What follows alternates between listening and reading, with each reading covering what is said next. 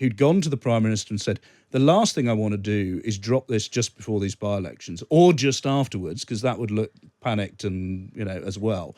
I'll announce it in the middle of August. He phoned me up. We did a deal. He was going to do an interview for the Sunday Times magazine, and we were going to put the story in the paper on the 6th of August. But somebody, too clever by half, somewhere at the top of government, has basically tried to turn this into a story that makes it look like Rishi Sunak is the strong, defiant one. And he was trying to get rid of Ben Wallace. And instead it's all sort of backfired. And instead they've now got the most popular, minister in the government, the guy who's probably the roundest peg in the roundest hole that any of us have seen, in the cabinet for a very long time. And he's sort of disappearing.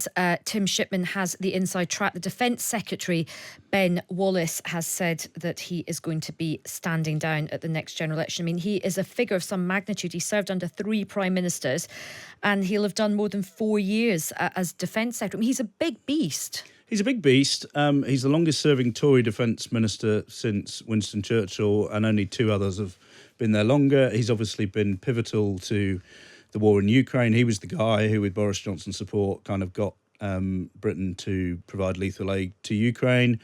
And he's still top of the poll on these monthly surveys that the Conservative Home website does of Tory grassroots. So he's the most popular member of the cabinet. At one point, there was with Tory voters. There was a hope that he might stand for leader at one point. Yeah, I mean, he was I think he was the one person that Liz Truss and Rishi Sunak were worried about last year when the job came up.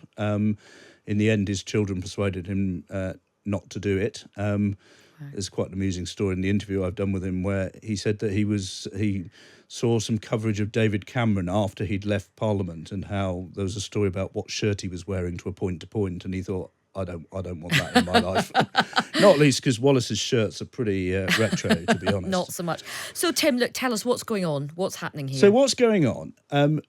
The big picture is that Ben Wallace has done 25 years as a politician, and I think is sort of proud of what he's done, but wants to get on with the rest of his life and sees this as a kind of good moment to go. He's going to leave the cabinet at the next reshuffle, and then he'll leave Parliament at the next election. What's happened in terms of the timing is very interesting and suggests a degree of discord and disarray in government. We are but a few days from 3 by-elections which look like they're going to be catastrophic for this government. Ben Wallace went to Rishi Sunak on the 16th of June, which is pretty much exactly a month ago, to say, I want to stand down at the reshuffle. Sunak was apparently surprised by this, and this has been a sort of secret kept at the highest reaches of government ever since. But only yesterday, the Times received a briefing suggesting that, well, we're going to have a reshuffle, and it might be good if, someone like Ben Wallace, whose seat's being abolished, thought about making way for some younger people. And so, this guy was trying to do it properly, who'd gone to the Prime Minister and said, the last thing I want to do is drop this just before these by-elections or just afterwards, because that would look panicked and, as well. I'll announce it in the middle of August. He phoned me up. We did a deal. He was going to do an interview for the Sunday Times magazine, and we were going to put the story in the paper on the 6th of August. But somebody, too clever by half, somewhere at the top of government, has basically tried to turn this into a story that makes it look like Rishi Sunak is the strong, defiant one.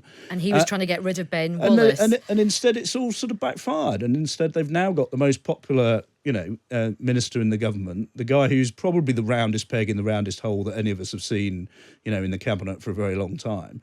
And he's sort of disappearing. Now, I mean, fortunately for them, he's doing so, reasonably gracefully.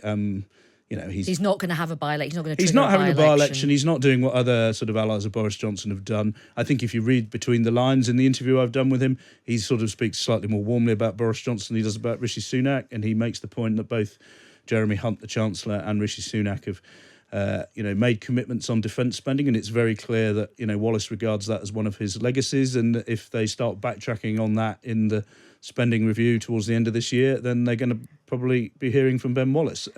But for now, he says the Tories can win the next election, and there's a bit of sort of the stuff that I'm beginning to hear from quite a lot of senior Tories, that they'd like to see the Prime Minister, ditch the Technocrat Act and start actually offering the country some bigger picture policies and a bit of optimism and enthusiasm about, what might follow if they can endure the pain for a few more months. Do you think the inheritance tax chat fits into that? Well, I think it's part of the conversation. Number 10 and the Treasury have poured, a bucket of the proverbial all over that story today.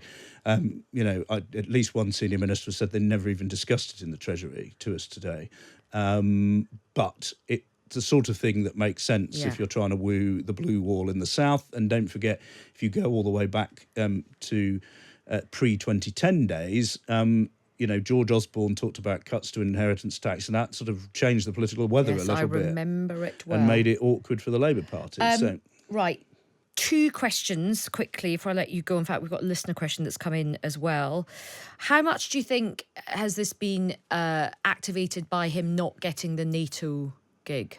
Well, look, I think that tells you the tale anyway. He was thinking about the NATO gig. I think he wanted the NATO gig. That would have been him moving on from British politics and resigning his seat and leaving Parliament. So I think, that proves that he was looking for a change. I think this would be more confrontational if he thought Rishi Sunak had not tried to help get him the job. But I think most people agree that Sunak did put his back into that and did lobby quite a lot at some of the recent summits. Okay. He raised it with Joe Biden. It's pretty clear to Wallace and to the rest of us that the Americans in the end decided they didn't want him. And I think, he's pretty miffed about that. But he's not miffed with the Prime Minister about Fine. that. He's miffed generally about that. Scott's messaged in alluding to his comments about gratitude and the Amazon warehouse. He says Ben Wallace made a fool of himself this week, saying that the Ukrainians should have shown Britain more gratitude. Do you think that's any factor? I don't think that's a factor at all, because this decision was made a month ago. Okay. His response to that is that those comments were taken out of context. And if you look at the whole thing, what he was trying to say to the Ukrainians was, we kind of back you, but there's lots of countries where, support in Britain is overwhelming. It's like 70, 80%. You go to France or Germany, it's 50-50. He was kind of saying, you need to be working it in those countries and in America on Capitol Hill, where there's a lot of sceptical Republicans. It's not a case of just like, he wasn't trying to say, as I understand it, you aren't grateful, but he was trying to say you need to go to those countries where you haven't won that argument, there's more peril in those countries. You've got to sort of fight a constant battle to sort of convince people that they need to be supporting you, and if that means going and gushing a bit more about your great thanks, then that might help you. And looking at the full comments, I think that's a reasonable explanation. Scott, I hope that's and just final question to you, because I have to get to Polly. Just this stark warning about future conflicts. That's pretty ominous. What does he say about that? Yeah, this is partly tied up with don't cut defence, because there's lots of problems around the corner.